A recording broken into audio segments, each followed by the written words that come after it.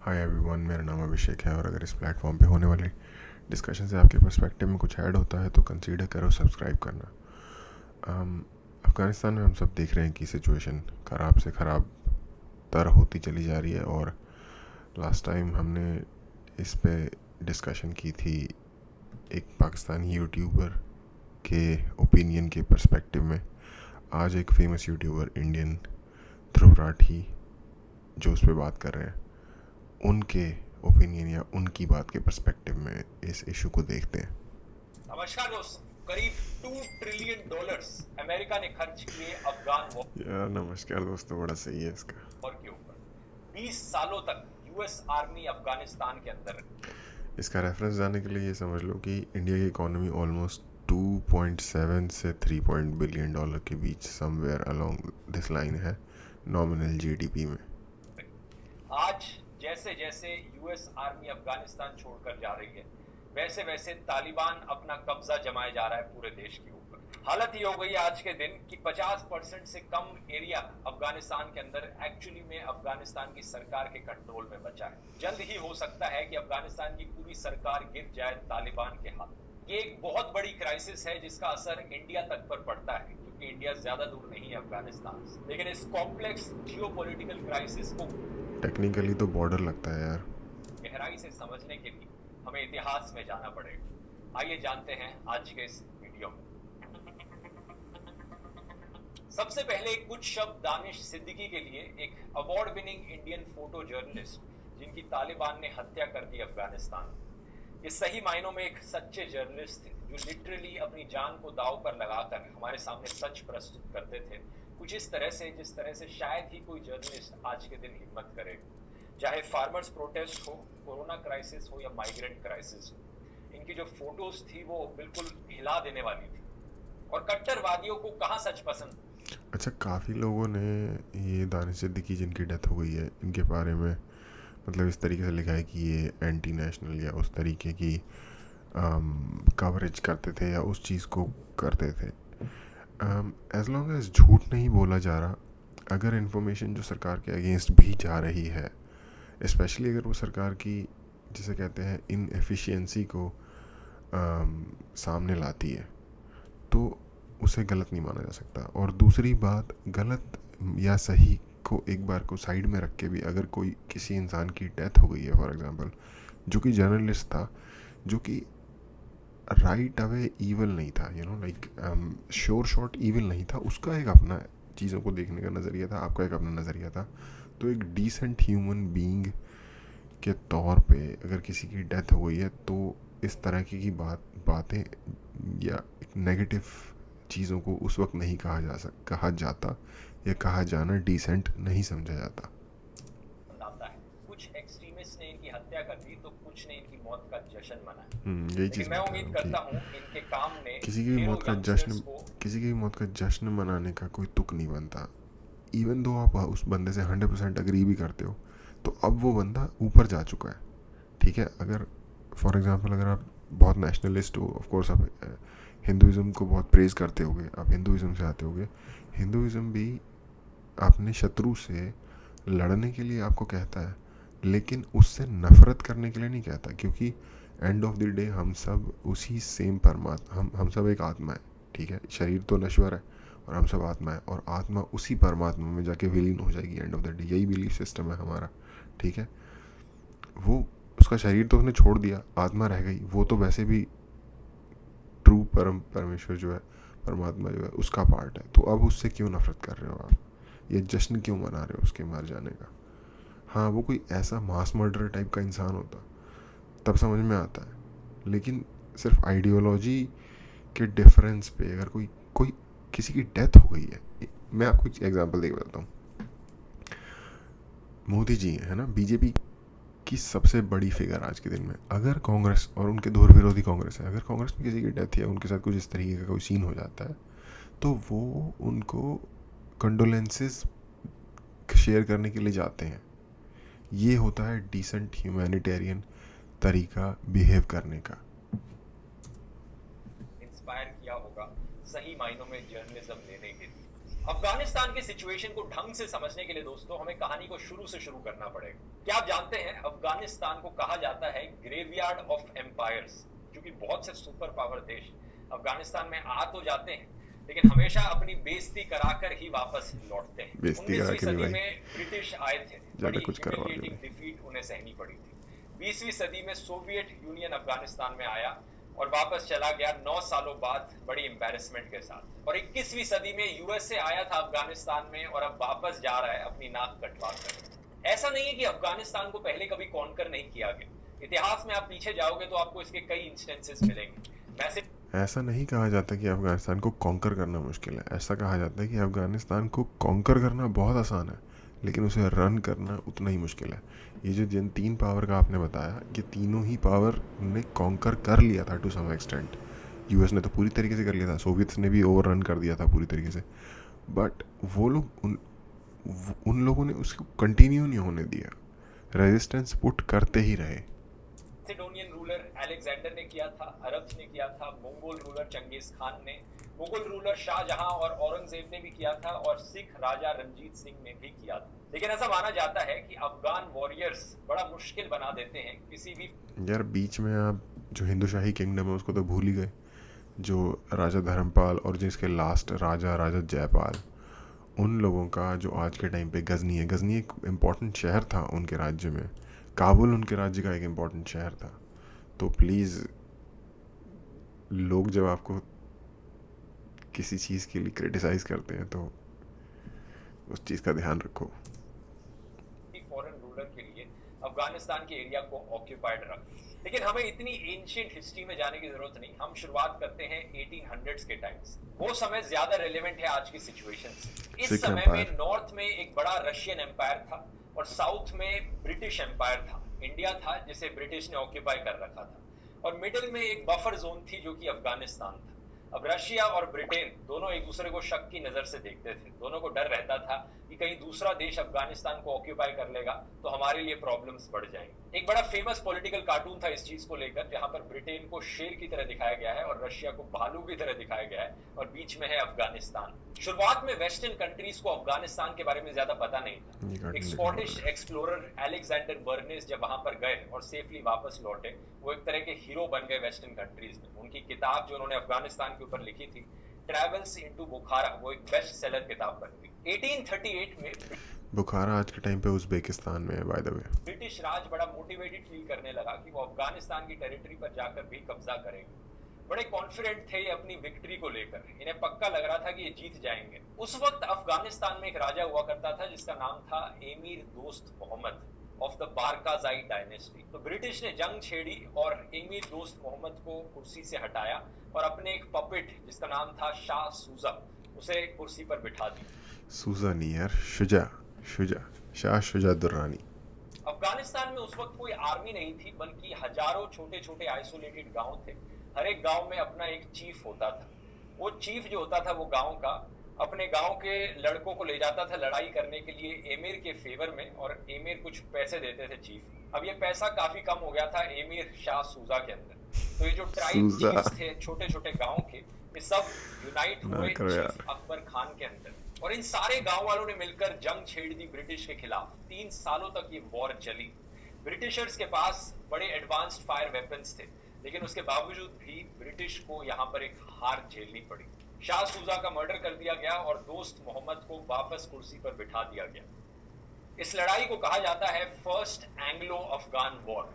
इसके बाद एक सेकंड एंग्लो अफगान वॉर हुई 1878 में। ब्रिटिश ने दोबारा से अटैक किया अफगानिस्तान के ऊपर। इस बार ब्रिटिश ने जंग जीती, अफगानिस्तान का कुछ एरिया ऑक्यूपाई किया, लेकिन उनका इरादा नहीं था पूरे अफगानिस्तान में सेटल होने का। उन्होंने एक नए एमीर को सपोर्ट किया जिसका नाम था अब्दुल रहमान, जिसे बाद में आयरन एमीर करके भी बुलाया जाता है। ब्रिटिश ने मोस्टली अफगानिस्तान में इंटरनल रूल रहने दिया, क्योंकि ये जो बफर जोन थी रशियन एम्पायर के साथ, वो बस अपना इन्फ्लुएंस जमाना चाहते थे, उस पर फ्रेंडली रिलेशंस बनाना चाहते थे।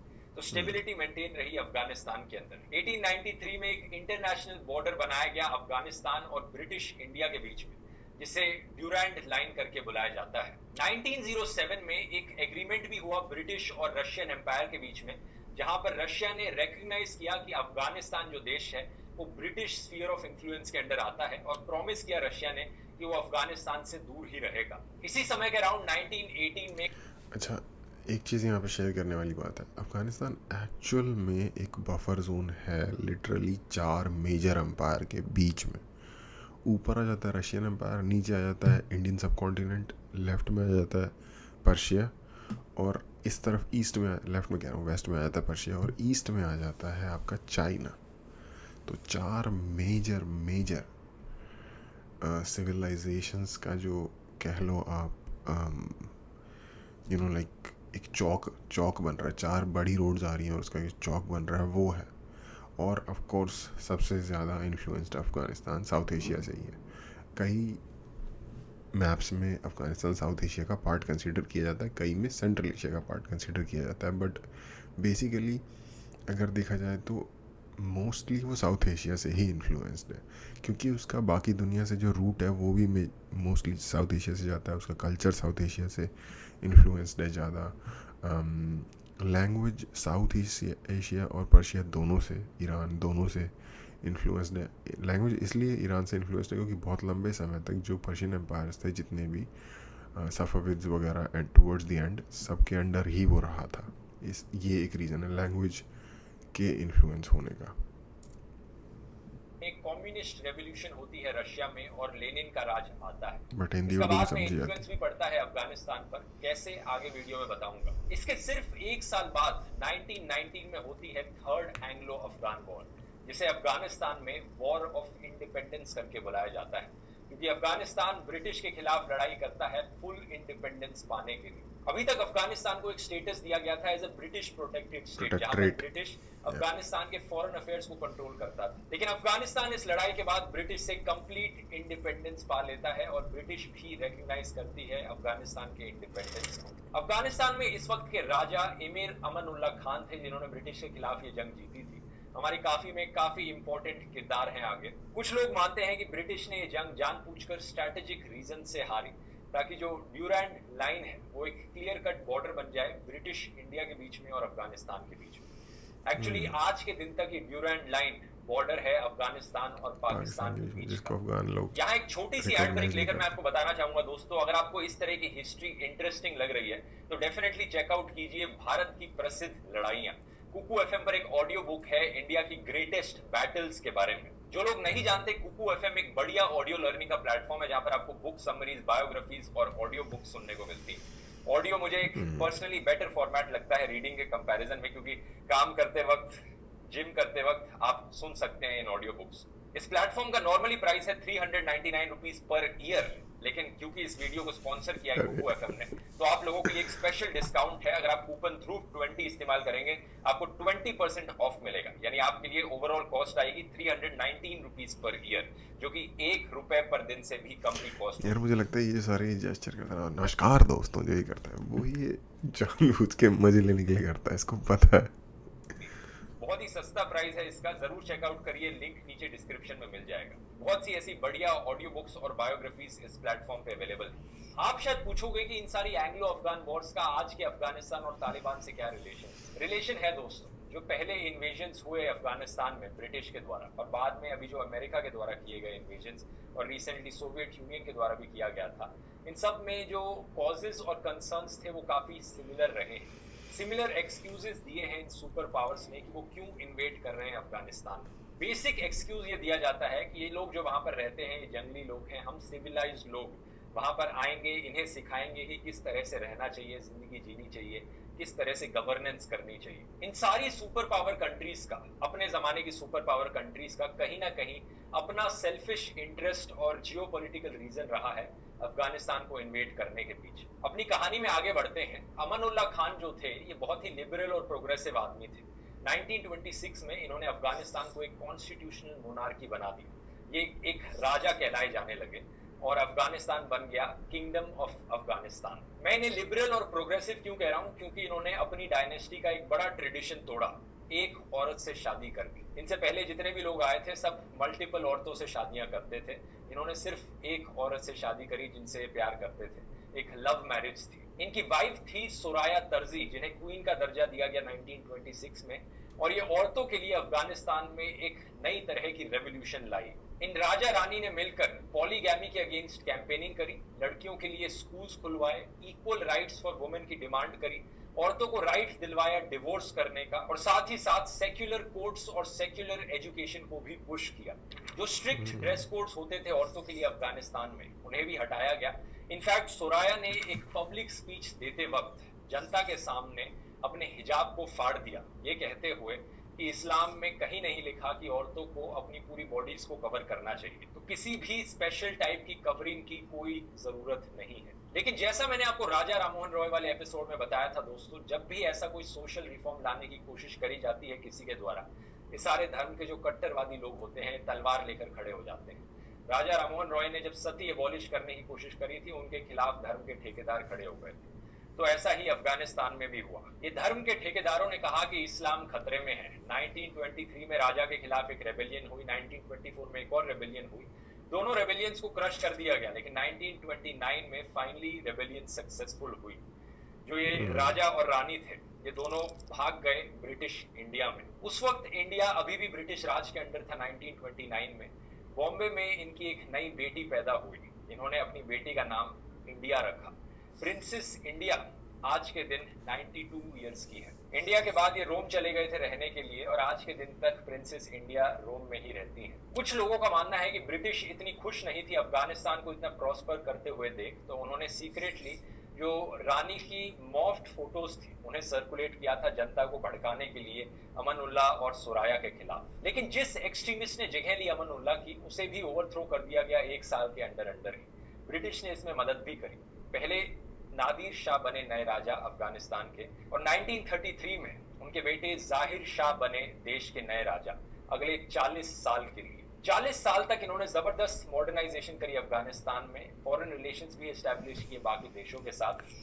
जाहिर शाह से के टाइम से कहा जाता है कि 60s के दौरान जब अफ़गानिस्तान की जो पिक्चर्स और वीडियोस आपको देखने को मिलती है, उसमें आपको पता चलता है कि वो लोग कितने मॉडर्न हो गए थे अपने कंटेम्प्रेरी इंडिया या पाकिस्तान उस वक्त का जो रहा होगा उनके ही लेवल पे, या उनसे थोड़ा ज़्यादा, क्योंकि सोवियत यूनियन का भी कुछ ना कुछ इन्फ्लुएंस उन पे आता रहता था।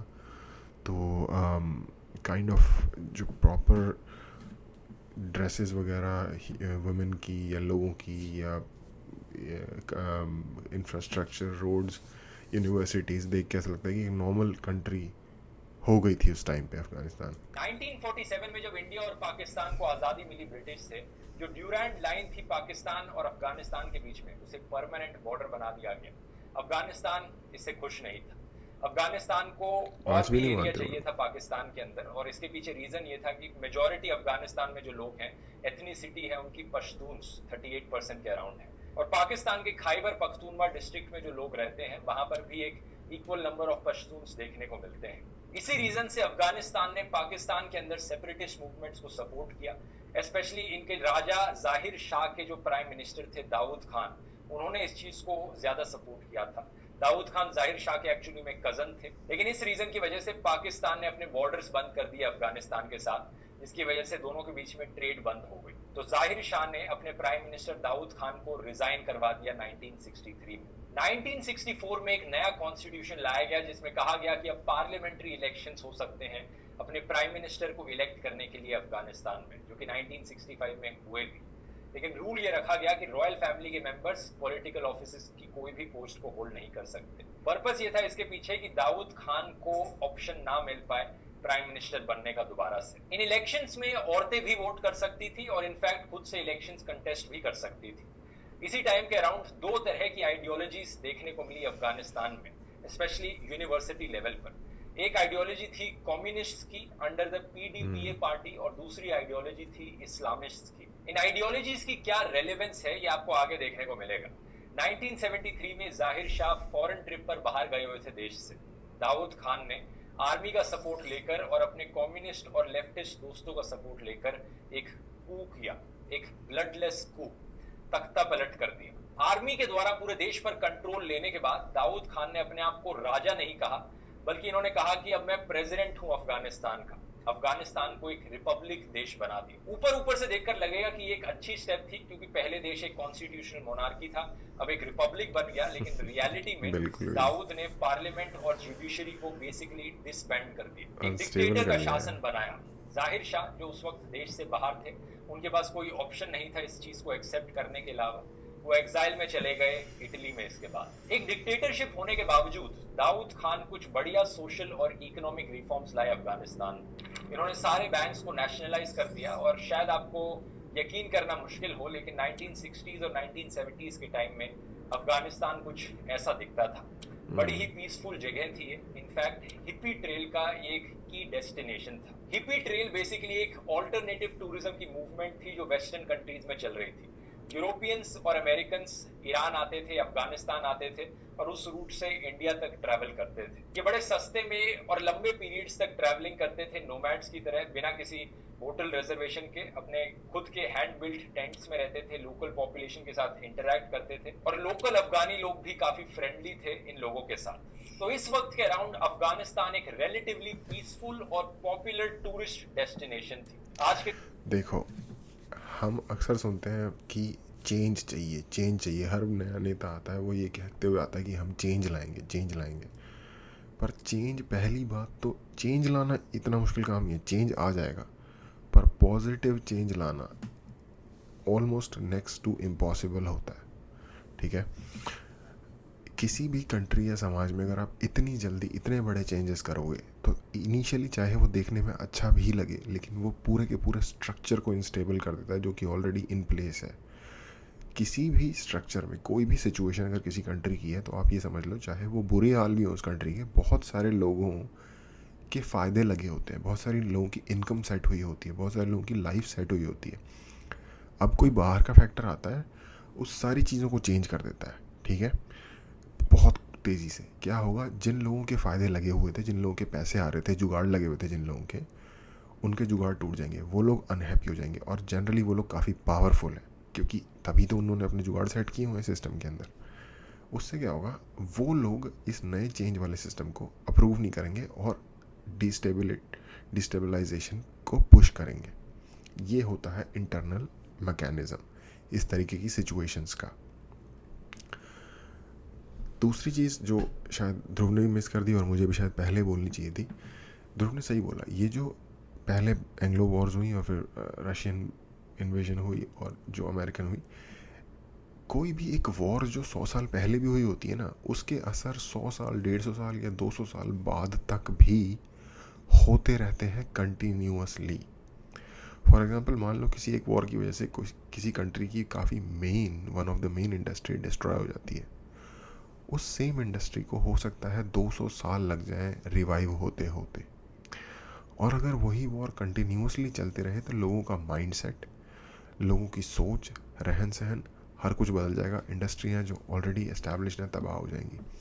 फॉर एग्जांपल, जो 70s और 80s के दौरान जितनी अफ़गानिस्तान में लड़ाइयाँ हुई और फिर उसके बाद सोवियत का जो इन्वेजन हुआ, उससे एक बहुत बड़ा डेमोग्राफी में फ़र्क अफ़गानिस्तान में ये आ गया कि जो फीमेल पॉपुलेशन थी वो बहुत बड़ी संख्या में एक डिस्पैरिटी थी इस चीज़ में कि फीमेल पॉपुलेशन का पलायन बहुत बड़ी संख्या में हो गया और मेल फिर भी रह गए। ठीक है, अब एक बहुत बड़ी संख्या मेल्स की ऐसी है जिनको फीमेल की कंपनी अवेलेबल नहीं है। उनके नेचर पे, उनकी साइकोलॉजी पे, उनकी ओवरऑल बिहेवियर पे चेंज आता है। आप देखना, एक ग्रुप ऑफ गाइज जो सिर्फ लड़के होते हैं और सडनली आप इंट्रोड्यूस कर दो कुछ लड़कियां उस ग्रुप में, लड़कों का बिहेवियर पूरी तरह से चेंज हो जाएगा। ह्यूमन साइकोलॉजी है, ऐसे ही काम करती है, सही गलत कुछ नहीं है इसमें। ठीक है, उन चीज़ों ने जो मेंटल असर डाला अफ़गानिस्तान के बहुत बड़ी पॉपुलेशन पे जो वहाँ रह गई थी, उसके रैमिफिकेशंस हम आज तो देख ही रहे हैं तालिबान के रूप में, और आने वाले कई डेकेड्स तक देखेंगे। ये मैं आपको अभी बता देता हूँ। के दिन ये यकीन करना मुश्किल होता है, लेकिन यही सच्चाई थी। लेकिन इसके बाद अफगानिस्तान फिर से दो सुपर पावर्स के बीच में फंस गया। पहले ब्रिटेन और रशिया के बीच में फंसा था, उसे ग्रेट गेम कहा जाता था। इसके बाद आई कोल्ड वॉर, यूएसए और सोवियत यूनियन के बीच में एक बड़ी आइडियोलॉजिकल वॉर, जिसमें दोनों देश बाकी देशों पर अपना इन्फ्लुएंस जमाने की कोशिश कर रहे हैं। इस चीज के बारे में मैंने डिटेल में बात करी थी यूएस से सुपर पावर वाले वीडियो में। इसका लिंक मैं डिस्क्रिप्शन में डाल दूंगा अगर आप कोल्ड वॉर के बारे में डिटेल में जानना चाहते हैं। कोल्ड वॉर में एक वर्चुअल वॉल भी थी, एक तरह की आयरन कर्टन जिसे कहा जाता है। इसकी बात मैंने बर्लिन वॉल वाले वीडियो में भी करी थी, क्योंकि बर्लिन से भी आयरन कर्टन गुजरता था। तो इस आयरन कर्टन के एक साइड के देश अमेरिका के इन्फ्लुएंस के अंडर थे, दूसरे साइड के देश सोवियत यूनियन के इन्फ्लुएंस के अंडर थे। लेकिन एक तीसरी कैटेगरी भी थी जिसे कहा जाता है नॉन अलाइंड मूवमेंट, जिसे और एक्चुअली जब आप थर्ड वर्ल्ड कंट्री बोलते हो ना, थर्ड वर्ल्ड कंट्री उस देशों को कहा जाता है जो ये नॉन अलाइंड मूवमेंट के अंडर कंट्रीज आती थी। थर्ड वर्ल्ड कंट्री उनको नहीं कहा जाता कि जो पिछड़ी हुए देश हैं, उनको नहीं कहा जाता। First world market economy, second world Russia, third world जो इन दोनों में से किसी को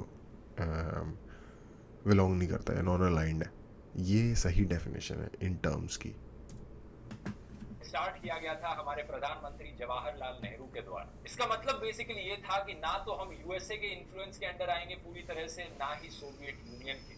हम इन दोनों से अलग रहकर इंडिपेंडेंटली बने रहेंगे। यूगोस्लाविया और काफी और देश भी नॉन अलाइंड थे। और हमारी कहानी के लिए सबसे इम्पोर्टेंट अफगानिस्तान की नॉन अलाइंड मूवमेंट का एक मेंबर था। दाऊद ने इस पॉलिसी को कंटिन्यू रखा। जाहिर शाह के राज के अंदर जब दाऊद खान प्रधानमंत्री थे तो इन्होंने सोवियत यूनियन का सपोर्ट लिया था अपने अफगानिस्तान देश को मॉडर्नाइज करने के लिए। लेकिन जब ये कोल्ड वॉर शुरू हुई, इसके बाद तक आते आते इन्होंने अब सोचा कि हम सोवियत पर सिर्फ डिपेंडेंट नहीं रहना चाहते, हम एक इंडिपेंडेंट कंट्री बनना चाहते हैं इन दोनों देशों से अलग। तो इन्होंने इंडिया की तरफ देखा और यूएस के साथ भी रिलेशंस को रिज्यूम किया। सोवियत इसे देखकर बिल्कुल भी खुश नहीं हुआ। सोवियत के उस टाइम जो रूलर थे लियोनिड ब्रेजनेव, इन्होंने कहा कि ये बड़े नाराज हैं इस चीज को देखकर। इन्होंने दाऊद को कहा to get rid of all imperialist advisers in Afghanistan. Daoud ने रिप्लाई किया कि Afghans are the masters of their own house and nobody should tell them how to run their own affairs. Time के आगे बढ़ते अफगानिस्तान की कम्युनिस्ट पार्टी पीडीपी दो factions में divide हो गई। सोवियत यूनियन ने कोशिश करी इन दोनों फैक्शंस में यूनिटी मेंटेन करने की। 1977 में दाऊद खान ने अपनी एक नई पार्टी बनाई, नेशनल रेवोल्यूशनरी पार्टी, और ये एक नया कॉन्स्टिट्यूशन लेकर आए जिसमें 3 मेन फीचर्स थे, इस्लाम, नेशनलिज्म और सोशलिज्म। इन्होंने अपीस करने की कोशिश करी एक्सट्रीमिस्ट इस्लामिस्ट को, लेकिन बाकी दोनों कम्युनिस्ट पार्टी के फैक्शन से इन्हें डेंजर महसूस होने लगी, तो इन्होंने उस पार्टी के लोगों को मरवाना शुरू कर दिया। जो लिबरल लोग थे अफगानिस्तान में, वो इस तरह की डिक्टेटरशिप को देखकर बिल्कुल खुश नहीं थे। सत्ता में रहने के लालच में दाऊद खान ने पूरे देश में हंगामा मचा दिया। एक टाइम पर जो कि बहुत ही पीसफुल देश था, अब यहाँ पर बहुत से मर्डर्स होने लगे। अप्रैल 1978 में एक कम्युनिस्ट लीडर की हत्या कर दी जाती है अफगानिस्तान में अनआइडेंटिफाइड लोगों के द्वारा, और ये हत्या एक तरह से टिपिंग पॉइंट बन जाती है दाऊद खान के खिलाफ। दाऊद खान के खिलाफ एक कू होता है इस बार। पहले इन्होंने अपने कजन जाहिर शाह के खिलाफ कू किया था, अब इन्हीं के खिलाफ कू होता है। यहाँ पर काफी हेवी फाइटिंग होती है और इनकी हत्या हो जाती है इनके परिवार के साथ। यहाँ पर इस कू को कहा जाता है साउर रेवोल्यूशन। इसके बाद अफगानिस्तान एक डेमोक्रेटिक रिपब्लिक देश बन जाता है। एक नई कम्युनिस्ट सरकार पावर में आती है, लेड बाय नए प्रेसिडेंट नूर मोहम्मद तारकी। इनके अंदर एक बार फिर से कुछ अच्छे रिफॉर्म्स देखने को मिलते हैं। लैंड को रीडिस्ट्रीब्यूट किया जाता है फार्मर्स के पास। अफगान इंडिपेंडेंस डे पर ये पहला टीवी चैनल लॉन्च करते हैं अपने देश में। अनफेयर लोन्स की प्रैक्टिस को ये बंद करवाते हैं, ब्राइड बाइंग की प्रैक्टिस को ये बंद करवाते हैं, और जो इस्लामिस्ट एक्सट्रीमिस्ट थे और मौलवियों की पावर छीन लेते हैं। लड़कियों को स्कूल भिजवाया जाता है और ये बड़े फेमसली कहते हैं, come visit us in a year and you will find the mosques empty. ये इतना रिलीजन के खिलाफ हो जाते हैं कि जो कट्टरवादी लोग थे अफगानिस्तान के अंदर, वो और एक्सट्रीम स्टांस लेने लग जाते हैं। जैसा मैंने थोड़ी देर पहले बताया था, दो जुगाड़ समझो, सेम फॉर्मूला अप्लाई हो रहा है। नया बंदा आया, नया फैक्शन इंक्लूड हुआ, बहुत तेज़ी से चेंजेस हुए। जिन लोगों के जुगाड़ सेट थे, रिलीजन, फलाना ढिमकाना, आइडियोलॉजी, कम्युनिज्म, फ्री मार्केट, मेरा ये वो, सब सामने वाले को चूतिया बनाने के आइडिया, जुगाड़ लगे हुए हैं सबके। जब किसी का जुगाड़ हिट होता है तो वो आइडियोलॉजी इन्वोक करता है अपनी लेजिटिमेसी को दिखाने के लिए, और लोगों को दिखाने के लिए, देखो तुम्हारा रिलीजन, तुम्हारी आइडियोलॉजी, तुम्हारा ये फलाना ढिमकाना हिट किया जा रहा है।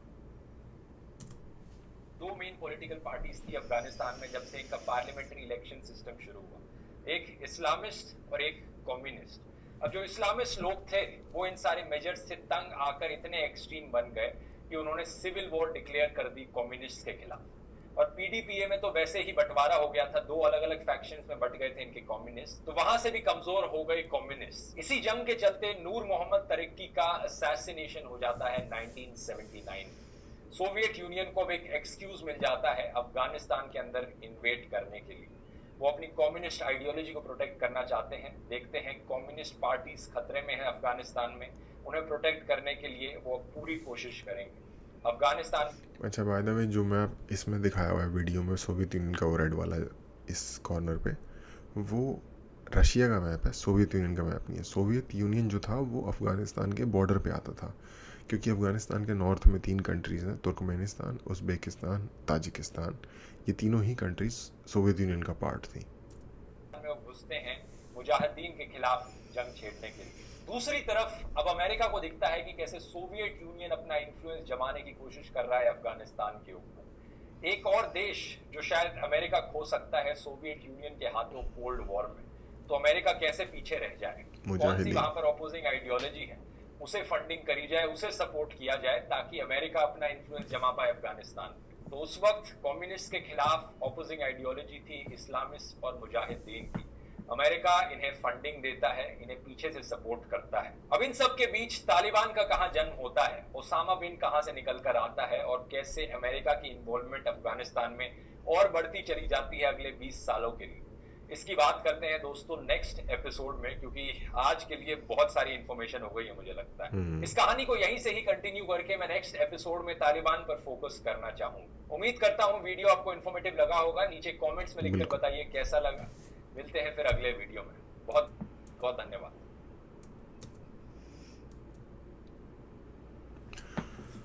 भाई बहुत सही वीडियो था। इसमें सीरियसली मुझे काफ़ी कुछ सीखने को मिला, जो कि मैं पहले काफ़ी चीज़ों से अवेयर नहीं था। फॉर एग्ज़ाम्पल दाऊद खान के हरकतों से मैं अवेयर था, लेकिन इतनी ज़्यादा उसकी इन्वॉल्वमेंट थी कि कू उसने किया और फिर उसने इतनी ज़्यादा ग्रिप टाइट कर दी कि मतलब कंट्री एक्चुअली बहुत ज़्यादा टाइट होने की वजह से बिखरनी शुरू हो गई। ये मुझे नहीं पता था। ये मुझे पता था कि हाँ वो यूज़ करता है डिफरेंट आइडियोलॉजी को अपनी वो रखने के लिए, बट इतना डिटेल में नहीं। उसके बाद नूर मोहम्मद तरिक्की का जो कैरेक्टर है, इसका मैंने सिर्फ नाम सुना था, मुझे नहीं पता था कि ये इतना ज़्यादा जिसे कहते हैं एम्बिशियस था, यू नो लाइक कि वो चीज़ों को इतनी जल्दी चेंज करना चाहता था। हाँ, तो बहुत सही इन्फॉर्मेशन दी है इस वीडियो में आपने, और डिटेल में यू नो जिसे कहते हैं कि एक टाइम लाइन में कि चीज़ें हुई कैसे और उनका कॉन्टेक्स्ट क्या था, वो समझाने की कोशिश की। बहुत बढ़िया, I really appreciate this video. और इसी हिसाब से नेक्स्ट उसमें मुझे पता है, हालांकि थोड़ा बहुत मुझे आइडिया है कि आगे क्या आएगा। ऑफ कोर्स ये जो टाइमलाइन ध्रुव ने बताई है वो भी, इसका भी मुझे एक बेसिक आइडिया था, लेकिन डिटेल में इतना नहीं पता कि एग्जैक्टली क्या, क्यों, किस वजह से और किस टाइम पे हुआ। अब बेसिकली होगा ये कि सोवियत यूनियन इन्वेट कर देता है, अमेरिका मुजाहिदीन को फंड करते हैं, वो उनको फाइट करते रहते हैं। सोवियत यूनियन अपनी एक पपेट गवर्नमेंट इंस्टॉल कर देता है, नजीबुल्ला को मार देते हैं बेसिकली जो मुजाहिदीन होते हैं। और लेटर ऑन वो जो मुजाहिदीन है बेसिकली वो वॉरलॉर्ड बन के डिफरेंट पार्ट्स में अफ़गानिस्तान पर कब्ज़ा कर लेते हैं।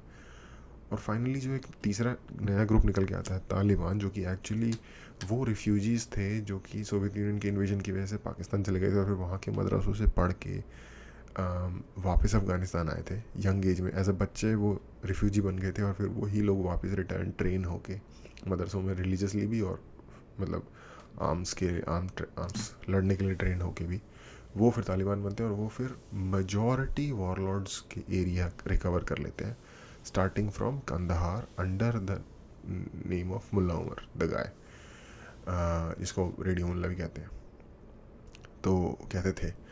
तो ये एक बेसिक अंडरस्टैंडिंग है जो हुआ। और उसके बाद तालिबान के बाद क्या हुआ ये तो पता ही है कि अमेरिका उन्होंने अलकायदा को बड़ा होने दिया अपनी जगह पे, उन्होंने हमला कर दिया, अमेरिका ने उनको मारने के लिए हमला किया। और तब से तो सबके सामने ही है, क्योंकि ये पूरा एक थिएटर चल रहा है जो कि वर्ल्ड स्टेज पे दुनिया देख रही है। एनीवे अगेन एक बार और भाई प्रॉप्स टू यू मैन, बहुत अच्छा वीडियो था, बहुत डिटेल में था, ग्राफिक्स का भी अच्छा यूज़ करके एक्सप्लेन किया। बट जो सोवियत यूनियन का जो मैप दिखा रहे हो वो एक्चुअली रशिया का मैप है। सोवियत यूनियन का मैप उससे काफ़ी ज़्यादा बड़ा है। अगर वो दिखा सको तो बहुत अच्छा है, क्योंकि उससे एग्जैक्टली पता चलेगा कि कितनी दूर अफ़गानिस्तान से कितना बड़ा बॉर्डर लगता है उसका, तो लोगों को शायद बेटर समझ आए कि कितना ज़्यादा इन्फ्लुएंस हो सकता है एक कंट्री का दूसरी कंट्री पे इतना बड़ा बॉर्डर होने की वजह से। आज के लिए इतना ही, देखने के लिए थैंक यू।